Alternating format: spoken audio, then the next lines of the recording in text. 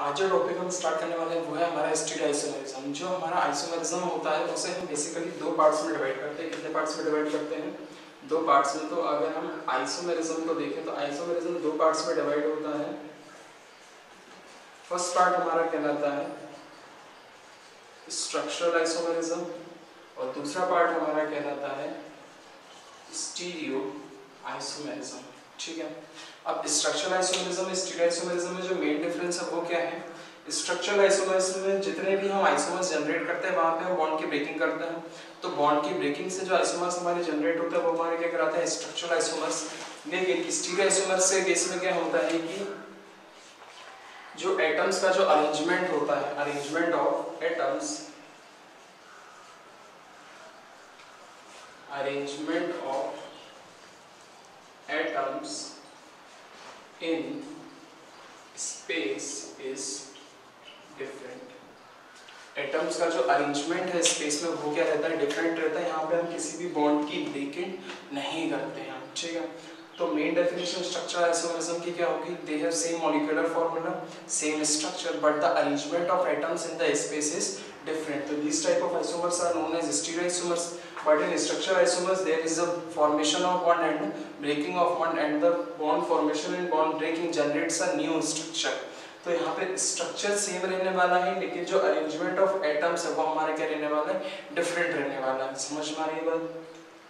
तो जब एटम्स का अरेंजमेंट डिफरेंट हो जाएगा तो वहां से जो आइसोमेरिज्म हमारा जनरेट होगा वो हमारे क्या कहलाएगा? Stereo isomerism. अब स्टीरियो आइसोमेरिज्म को हम फर्दर जो क्लासिफाई करेंगे वो हम क्लासिफाई करेंगे दो तरीके से।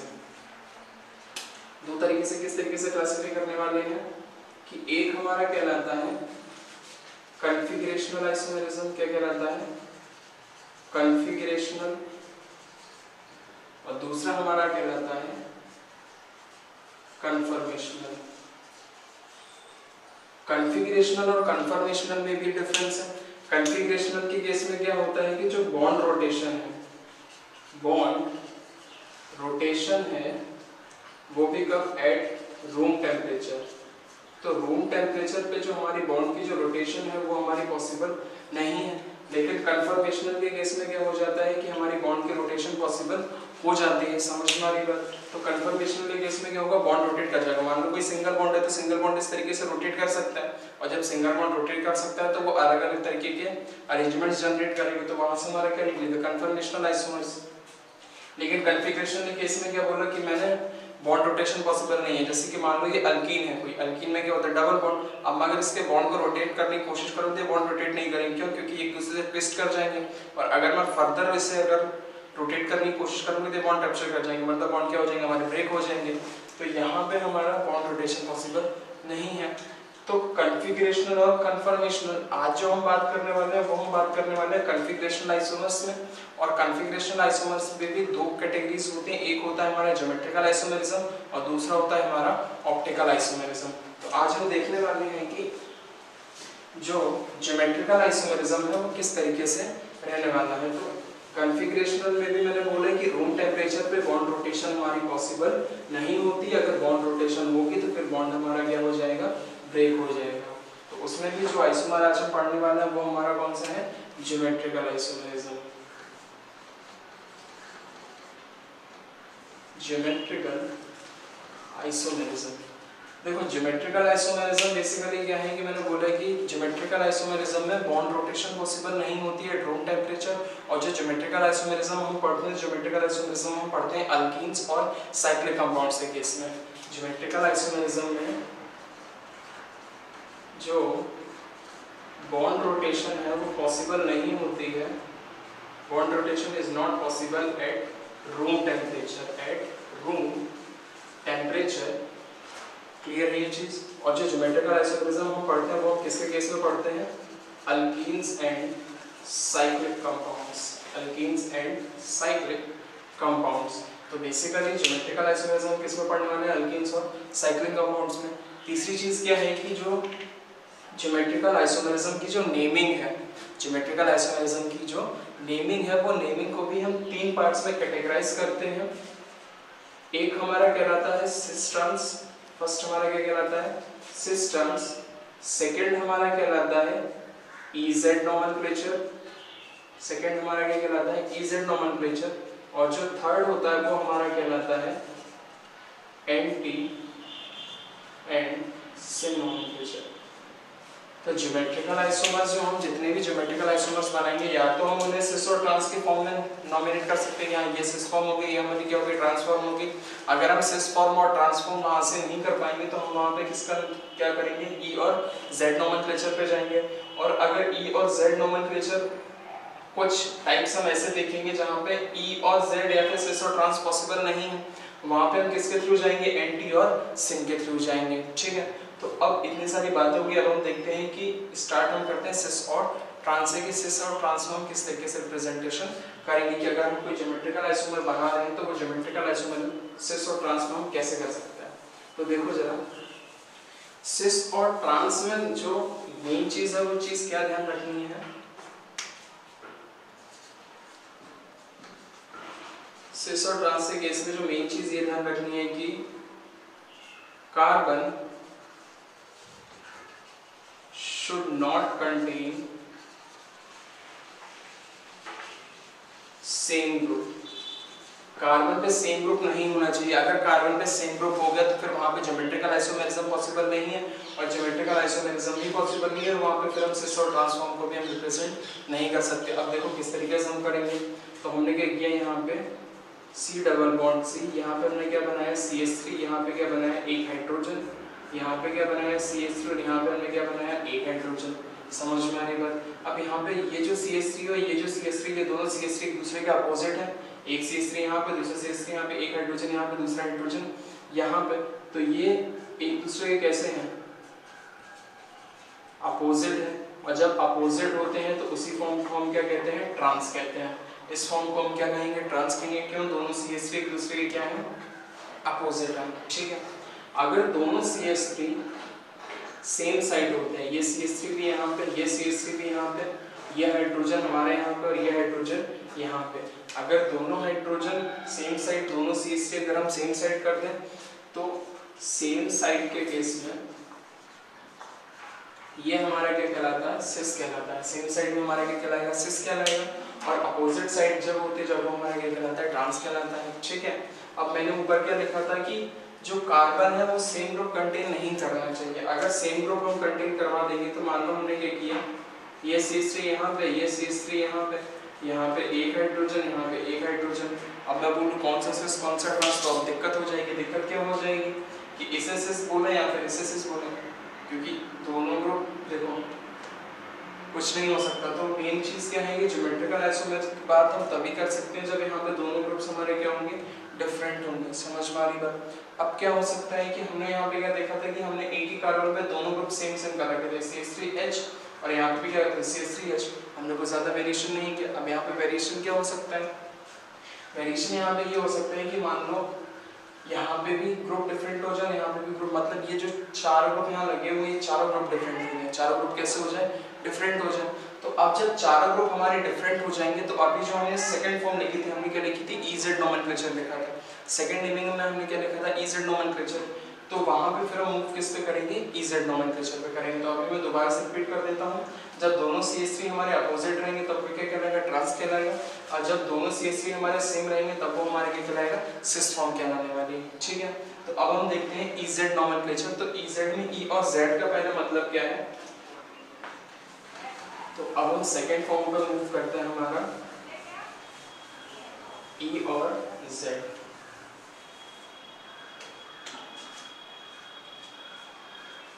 EZ नोमेनक्लेचर, EZ नोमेनक्लेचर के केस में E हमारे क्या कहलाता है एंटीजन। एंटीजन, एंटीजन का मतलब होता है अपोजिट। एंटीजन का मतलब क्या होता है अपोजिट। और Z जो हमारा निकला है, Z निकला है हमारा ज्यूसमेन से, JUSAMMEN, ज्यूसमेन, और इसका मतलब होता है सेम साइड।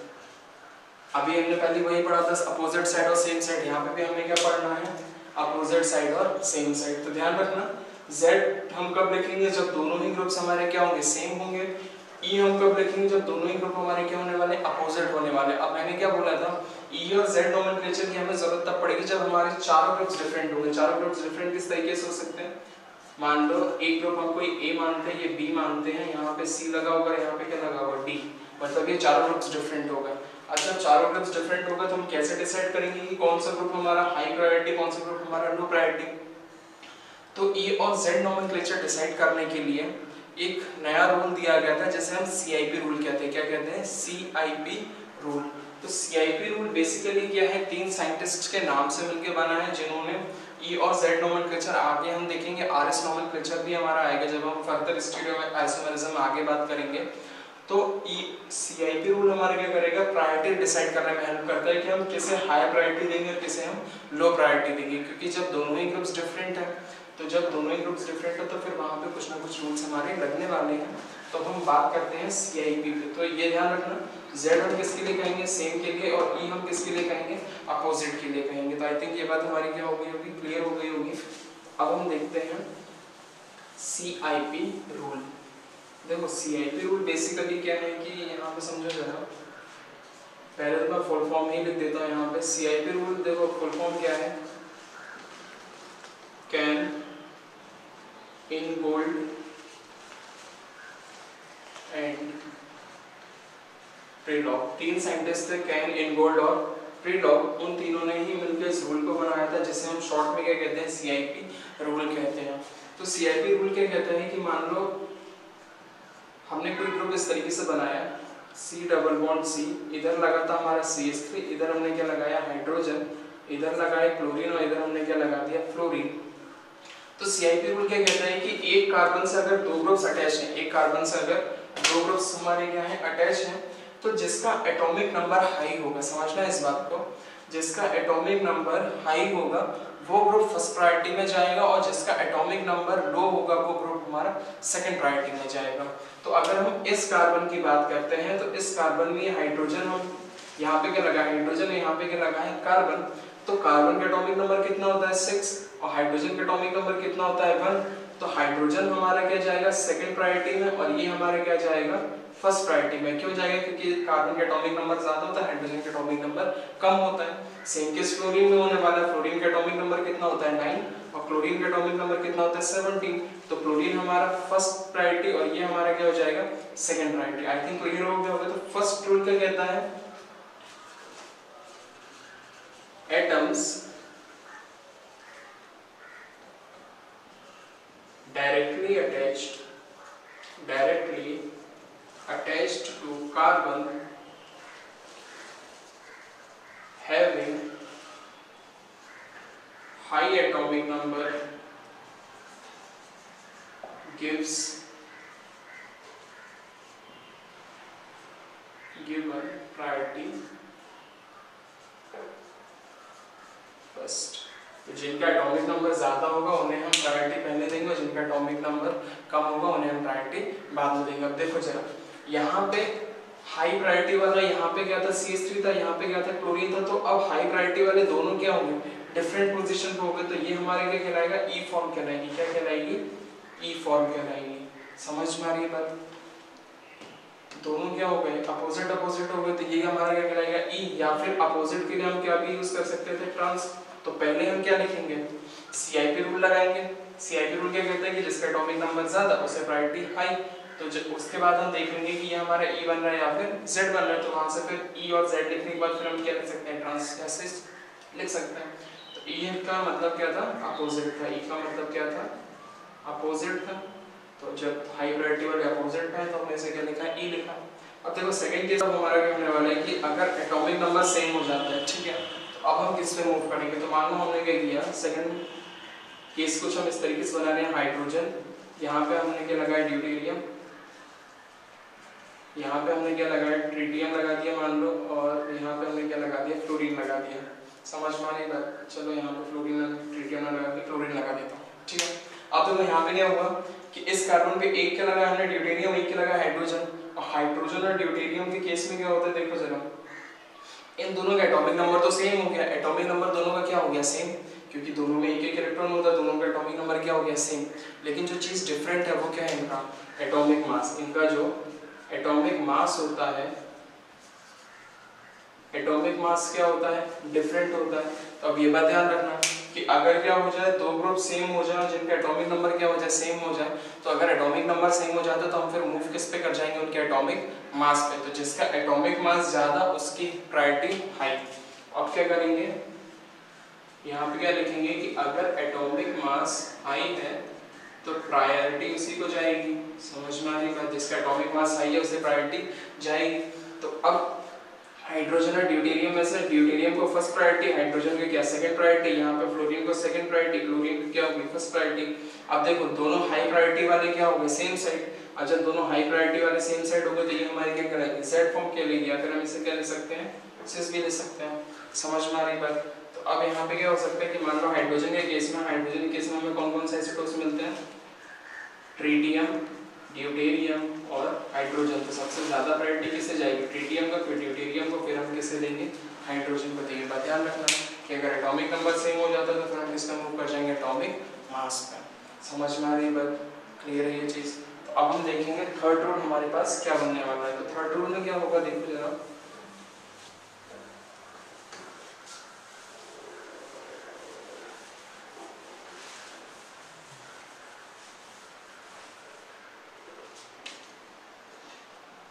जो थर्ड रूल है, थर्ड रूल में क्या होने वाला है कि मान लो अगर कार्बन कार्बन, ये हमारा क्या था CH3, ये क्या हो गया CH2, ये क्या हो गया CH3, यहाँ पे क्या हो गया CH3 CH CH3 और ये क्या हो गया CH2 CH3। अब समझो जरा, हमें एक ही कार्बन की बात करनी है। इस कार्बन पे देखो जरा, पहले इस कार्बन अगर हम देखें तो एक CH3 लगा है, दूसरा क्या लगा CH2 CH3। अब यहाँ पे क्या हो गया कि कार्बन कार्बन हर जगह सेम हो गया, यहाँ पे भी कार्बन है, यहाँ पे भी कार्बन है। तो जब atomic number same, atomic mass same, अब हम किस पे जाएंगे, अब हम देखेंगे कि जो तीसरा ग्रुप जो अटैच हो रहा है इससे, समझ में आने पर, दो हाइड्रोजन और एक हमारे पास क्या है कार्बन है, लेकिन यहाँ पे क्या है तीन हाइड्रोजन। तो अब थोड़ा बहुत दिमाग में क्लिक कर गया होगा कि अब हम क्या देखेंगे कि जो दूसरे जो अटैच्ड का एटम्स जो हैं उन एटम्स में हाई प्रायोरिटी किसे जाएगी। समझ में आ रही बात। तो अब यहाँ पे क्या होगा कि ये कार्बन लगा, यहाँ पे क्या लगा है तीन हाइड्रोजन, यहाँ पे क्या दो हाइड्रोजन और एक कार्बन, यहाँ पे क्या था दो हाइड्रोजन और एक कार्बन था, यहाँ पे क्या था तीन के तीनों हमारे क्या थे हाइड्रोजन थे। तो अब हाई प्रायोरिटी कैसे जाएगी, इसे फर्स्ट प्रायोरिटी जाने वाली है, इसे हमारी क्या जाने वाली है सेकंड प्रायोरिटी जाएगी। सेम केस यहाँ पे करते हैं। देखो यहाँ पे क्या हो रहा है कि इस कार्बन की अगर हम बात करते हैं तो इस कार्बन पे दो हाइड्रोजन और एक कार्बन है, क्या है दो हाइड्रोजन और एक कार्बन। अब अगर हम इस कार्बन की बात करते हैं तो इस कार्बन पे देखो जरा दो कार्बन और एक हाइड्रोजन, तो हाई प्रायोरिटी अब किसे जाएगी, यहाँ पे दो कार्बन अटैच है, यहाँ पे सिर्फ एक ही कार्बन अटैच था, तो ये हमारा क्या हो गया फर्स्ट प्रायोरिटी हो गया, ये हमारा क्या हो गया सेकंड प्रायोरिटी हो गया। अब हाई प्रायोरिटी वाले दोनों सेम साइड हो गए, जब हाई प्रायोरिटी वाले दोनों सेम साइड हो जाएंगे तो ये हमारी क्या कहलाएगी जेड कहलाएगी। जेड को हम क्या लिख सकते हैं सिस भी लिख सकते हैं। तो आई थिंक ये बात भी हमारी क्या हो गई क्लियर हो गई होगी। देखो करना क्या है कि जो फर्स्ट अटैच्ड एटम है, फर्स्ट अटैच्ड एटम अगर सेम हो जाता है तो फिर हम सेकंड अटैच्ड एटम को देखेंगे। यहाँ पे क्या था कार्बन था, यहाँ पे क्या थे सिर्फ और सिर्फ तीन हाइड्रोजन थे, यहाँ पे दो हाइड्रोजन और एक कार्बन, तो हाई प्रायोरिटी ये चला गया। सेम केस यहाँ पे हो गया, यहाँ पे दो कार्बन थे और एक हाइड्रोजन था, तो हाई प्रायोरिटी ये जाएगा और यहाँ पे ये क्या जाएगा सेकंड प्रायोरिटी चला जाएगा। तो आई थिंक थर्ड रूल भी क्लियर हो गया होगा। थर्ड रूल क्या कहता है कि अगर अटैच्ड एटम सेम होते हैं तो फिर हम ये देखते हैं कि जो सेकंड जो एटम्स जो अटैच हैं उससे उनमें हाई प्रायोरिटी किससे जा सकती है। समझ में आने पर तो अगर सेम होते चले जाए तो वहाँ तक हमें देखता है जहाँ तक हमें फिर डिफरेंट ग्रुप नहीं मिल जाता है। जहाँ पे डिफरेंट ग्रुप मिल जाएगा वहाँ पे जिससे ज़्यादा एटॉमिक नंबर उसकी प्रायोरिटी हाई और जिसका एटॉमिक नंबर कम उसकी प्रायोरिटी क्या हो जाएगी लो हो जाएगी। तो ये हमारा क्या था थर्ड रूल था। अब देखो फोर्थ रूल क्या कहता है, फोर्थ रूल ये कहता है कि अगर कहीं पे डबल बॉन्ड है, अगर कहीं पे डबल बॉन्ड लगाया हुआ है या फिर कोई ट्रिपल बॉन्ड वाला ग्रुप है तो हम उसे कैसे करेंगे। देखो जरा अगर मान लो क्या था C double bond O attach था, क्या अटैच था C डबल बॉन्ड O, तो अब ये फर्दर कैसे ब्रेक हो सकता है, ध्यान देना इस बात पे। एक ऑक्सीजन ये ऑक्सीजन ये कार्बन, ये इस तरीके से ब्रेक हो सकता है। समझ में आ रही बात। अगर COOH की जगह इसकी जगह मैं क्या लिख दूं, अगर COOH को हमें ब्रेक करना होता तो कैसे हो जाता, कार्बन डबल बॉन्ड क्या था ऑक्सीजन, सिंगल बॉन्ड क्या है हाइड्रोजन। इसे कैसे ब्रेक करेंगे, इसे इस तरीके से ब्रेक करेंगे कि कार्बन ऑक्सीजन, ऑक्सीजन के साथ क्या लगाएंगे कार्बन, इधर भी क्या लगा देंगे कार्बन। इसे थोड़ा समझ लेना ध्यान से, ठीक है। अब मैं पूछूं इन दोनों में हाई प्रायोरिटी कैसे है कि मान लो अगर हमने एक कंपाउंड बनाया किस तरीके से, एक तरफ क्या लगा था CHO, एक तरफ क्या लगा था COOH, यहाँ पे हम सिंपल रखते हैं CH3 और यहाँ पर हमने क्या कर दिया हाइड्रोजन। तो हमें बताइए फर्स्ट प्रायोरिटी ये सेकंड प्रायोरिटी। अब बात क्या आ जाएगी कि COOH और CHO में से हाई प्रायोरिटी किसे जाएगी। तो देखो जरा, जब हम CHO को ब्रेक करेंगे तो CHO को हम किस तरीके से ब्रेक करेंगे, इस तरीके से लिखेंगे, डबल बॉन्ड जो है वो जस्ट डबल हो जाएगा। कैसे डबल हो जाएगा कि इस डबल बॉन्ड को ब्रेक करेंगे, यहाँ से पाई बॉन्ड हम क्या करेंगे हटाएंगे, और इसे हटा के एक हम यहाँ पे क्या लगा देंगे ऑक्सीजन, और इसी के साथ में ऑक्सीजन के साथ में हम क्या लगा देंगे यहाँ पे कार्बन लगा देंगे। अब देखो यहाँ पे अगर हम देखें तो यहाँ पे क्या होगा कि C डबल बॉन्ड O था, यहाँ पे भी हमने सेम वही किया कि इस ऑक्सीजन के इसके साथ में क्या लग जाएगा, ये ऑक्सीजन लग जाएगा। समझ में आ रही बात। तो कार्बन के साथ में डबल बॉन्ड जो था उस हमने क्या कर दिया, एक ऑक्सीजन कर दिया यहाँ पे, और ये एक ऑक्सीजन था इसके साथ हमने क्या कर दिया कार्बन कर दिया। तो ये बात ध्यान रखना किस तरीके से हमने बॉन्ड्स को किया है ब्रेक किया। अब देखो जरा हाई प्रायोरिटी किसे जाएगी। अगर हम यहाँ पे CHO को देखें तो CHO हमारा कुछ इस तरीके से लगा हुआ था, C डबल बॉन्ड और सिंगल बॉन्ड H, और ये इस तरीके से लगा हुआ था C डबल बॉन्ड और सिंगल बॉन्ड OH। समझ में आ रही बात। तो इन दोनों के केस में तो थोड़ा बहुत क्लियर हो ही रहा होगा, थोड़ा बहुत क्लियर हो रहा होगा कि देखो CO क्या हो गया सेम हो गया, यहाँ पे हमें बॉन्ड ब्रेक करने की भी जरूरत नहीं पड़ेगी। यहाँ पे CO क्या हो गया सेम हो गया, डिफरेंट किस पे चला जाएगा OH पर, यहाँ पे क्या था H था। तो हाई प्रायोरिटी फर्स्ट ये जाएगी, ये हमारी क्या चली जाएगी सेकंड प्रायोरिटी। अब सेकंड अपोजिट, फर्स्ट अपोजिट, तो ये हमारा क्या कहलाएगा E कहलाएगा। क्या कहलाएगा E फॉर्म कहलाएगा। अब देखो जरा, अगर ये वाला थोड़ा सा क्लियर नहीं हुआ तो मैं इसे दोबारा से बना देता हूँ। अगर मान लो मैंने क्या लिखा होता,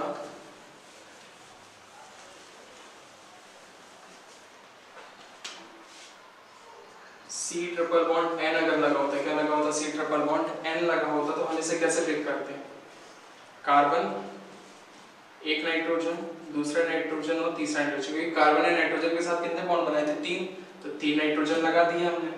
सेम केस यहाँ पे इस नाइट्रोजन ने कार्बन के साथ कितने बॉन्ड बनाए थे 3, तो यहाँ पे कार्बन के कितने लगाने चाहिए 3, तो एक कार्बन, ये दूसरा कार्बन, ये क्या हो जाएगा तीसरा कार्बन। तो मैं ये कह रहा हूँ कि इस तरीके से हम क्या करेंगे ब्रेक कर लेंगे, और फिर हम उसके बाद डिसाइड करेंगे कौन हाई प्रायोरिटी जाएगा कौन सी लो प्रायोरिटी जाएगा। चीजें अभी भी वही है कि हम फिर किस पे मूव कर जाएंगे, उसके एटॉमिक नंबर पे मूव कर जाएंगे। समझ में आ रही है बात। तो अगर दो ग्रुप्स लगे हुए हैं जिनमें डबल बॉन्ड और ट्रिपल बॉन्ड है, तो double bond triple bond further आगे क्या हो जाएगा ब्रेक हो जाएगा। फिर उसके बाद हम फिर से काउंट करेंगे कि कहाँ पे एटॉमिक नंबर हाई प्रायोरिटी पे जा रहा है, कहाँ पे एटॉमिक नंबर हमारा लो प्रायोरिटी में जा रहा है। तो तीसरे केस, चौथे केस में ध्यान रखना, चौथे रूल क्या कहते हैं कि अगर डबल या ट्रिपल बॉन्ड है तो डबल और जस्ट ट्रिपल हो जाते हैं वो। समझ में आ रही है, ठीक है। तो ये क्या हो गया हमारा फोर्थ। अब हम डिसाइड कर सकते हैं इन रूल्स के बेसिस पे कि कौन सा हमारा E फॉर्म होगा, कौन सा हमारा क्या होगा Z फॉर्म होगा। तो देखो मैंने सारे रूल्स बता दिए हैं, जितने भी रूल्स थे हमारे, क्लियर है ये चीज। फर्स्ट रूल क्या कह रहा था कि हाई प्रायोरिटी वाला हमारा फंस जाएगा। सेकंड रूल हमारा क्या कह रहा था कि अगर एटॉमिक नंबर हमारा सेम हो जाता है तो हम किस में मूव करेंगे, एटॉमिक मास में मूव करेंगे। तीसरे रूल में हमने क्या बोला कि अगर फर्स्ट अटैच्ड एटम सेम हो जाता है तो फिर हम ये देखेंगे कि सेकंड अटैच्ड एटम हमारा कैसा है। सेकंड अटैच्ड एटम में अगर हाई प्रायोरिटी जाएगा जो वो फर्स्ट, जो एटॉमिक नंबर हाई जाएगा वो फर्स्ट प्रायोरिटी, जो एटॉमिक नंबर लो जाएगा वो हमारा सेकंड प्रायोरिटी। चौथे रूल में मैंने क्या बोला कि अगर डबल और ट्रिपल बॉन्ड है तो डबल बॉन्ड जस्ट डबल हो जाएगा। जस्ट डबल का मतलब क्या है कि डबल बॉन्ड को ब्रेक करके जितने एटम्स अटैच हो रहे होंगे उसके साथ उतने एटम्स अटैच कर देंगे, और फिर उसके बाद हम देखेंगे कौन हाई प्रायोरिटी जाएगा कौन सा हमारा लो प्रायोरिटी जाएगा। तो ये हमारा था CIP रूल। CIP रूल से हम प्रायोरिटी डिसाइड करेंगे। प्रायोरिटी डिसाइड करने के बाद हम देखेंगे कि हाई प्रायोरिटी वाले सेम साइड पे हैं या फिर हाई प्रायोरिटी वाले हमारे लो साइड पे हैं। देखो अगर CIP रूल में अभी भी थोड़ी बहुत प्रॉब्लम आ रही है तो जो आगे हम RS नोमेनक्लेचर और पढ़ेंगे, समझ में आ रही बात, तो वहाँ पे भी हम देखेंगे कि CIP रूल हमारे किस तरीके से फॉलो होगा। तो अभी CIP जब तक हम स्टीरियो पढ़ेंगे तब तक हमारा CIP रूल फॉलो होता रहेगा। तो अगर अभी भी थोड़ा बहुत समझने में दिक्कत आ रही है तो आगे वाले वीडियोस में हम फिर से बात करेंगे, तो वहाँ पे फिर से थोड़ा सा और क्लियर हो जाएगा। समझ में आ रही बात। तो अब हम देखते हैं जो हमने तीसरी फॉर्म लिखी थी वो हमने क्या लिखी थी, एंटी एंड सिन। एंटी और सिन जो है वो हम दो केसेस में यूज करेंगे। पहला हमारा होता है ऑक्साइन के केस में, फर्स्ट हम किसके केस में देखते हैं, ऑक्साइन, और सेकंड हम देखते हैं एजो कंपाउंड के केस में। किसके केस में देखेंगे, एजो कंपाउंड्स। अब बात ये आती है कि सर ऑक्साइन क्या होते हैं, तो ऑक्साइन के लिए बस अभी छोटा सा इतना समझो कि अगर कोई कार्बोनिल कंपाउंड है, कार्बोनिल कंपाउंड किस तरीके से लिखते हैं, सी डबल बॉन्ड ओ जो हमारा होता है वो क्या होता है, कार्बोनिल कंपाउंड होता है।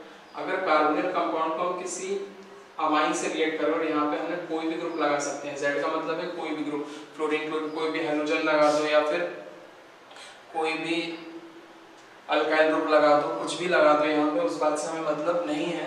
देखो होता क्या है कि जब इनकी रिएक्शन होती है तो यहाँ से H2O कुछ रिमूव हो जाता है, तो ऐसे रिमूव नहीं होता, बस मैं डायरेक्ट बता रहा हूँ यहाँ से इस तरीके से H2O रिमूव हो जाता है। इसकी मैकेनिज्म अलग होती है, जो नए तरीके का कंपाउंड बनता है वो कुछ इस तरीके का बनता है कि कार्बन और नाइट्रोजन के बीच में क्या हो जाता है, डबल बॉन्ड। अब देखो नाइट्रोजन के आउटरमोस्ट इलेक्ट्रॉन कितने होते हैं, 5। कितने होते हैं, 5। बॉन्डिंग में चले गए 3 और एक हमारा क्या जनरेट हो जाता है, लोन पेयर जनरेट हो जाता है। समझ में आ रही बात, तो एक Z हो गया, एक यहाँ पे क्या हो गया, लोन पेयर, यहाँ पे भी क्या हो गया, 2 ग्रुप हो गए, तो यहाँ पे भी हमारा क्या जनरेट हो सकता है, ज्योमेट्रिकल आइसोमेरिज्म जनरेट हो सकता है।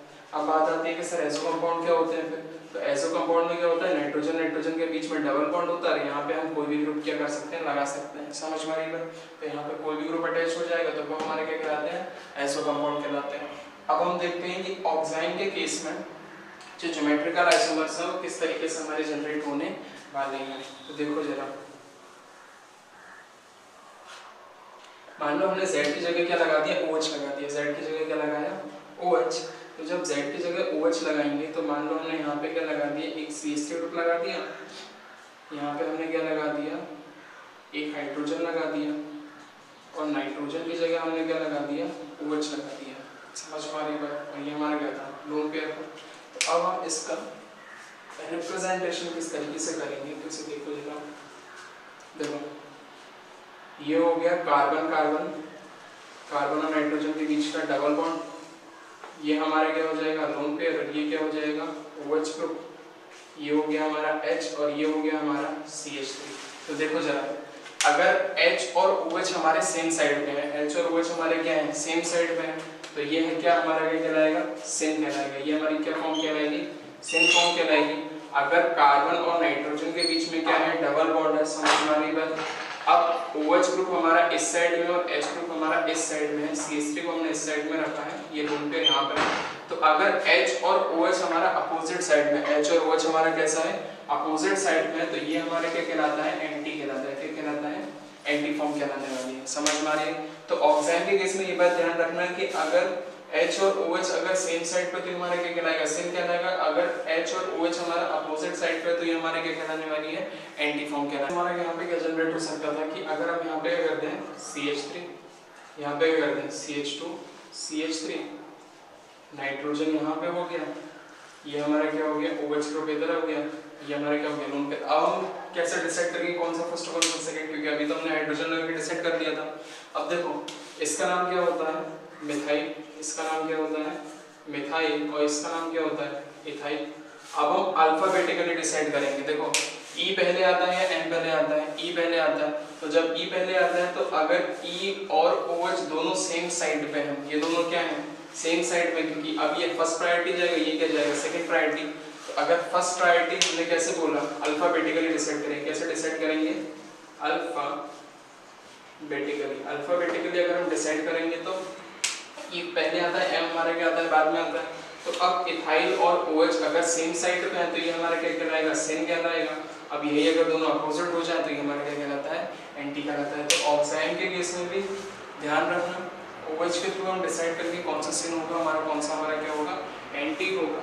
अब हम लास्ट हम देखते हैं जो हमारे एजो कंपाउंड्स थे, कौन से थे, एजो कंपाउंड्स में बहुत ज्यादा ही सिंपल है।